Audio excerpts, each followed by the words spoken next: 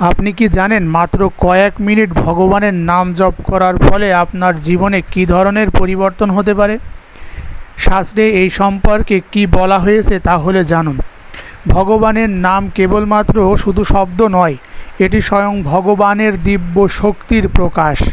তাই আন্তরিক এবং ভক্তিভরে নাম জপ করলে ধীরে ধীরে হৃদয়ের কুলসতা দূর হতে শুরু করে।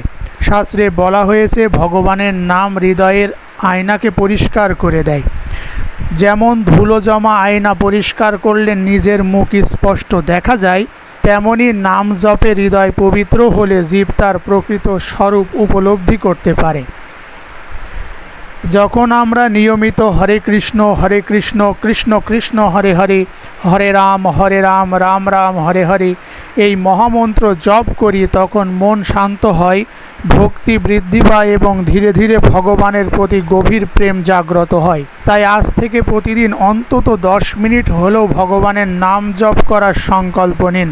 এবং যারা যারা আপনারা নাম জপ করেন অবশ্যই কমেন্টে এসে আমি নাম জপ করি অথবা রাধে রাধে লিখতে ভুলবেন না। রাধে রাধে।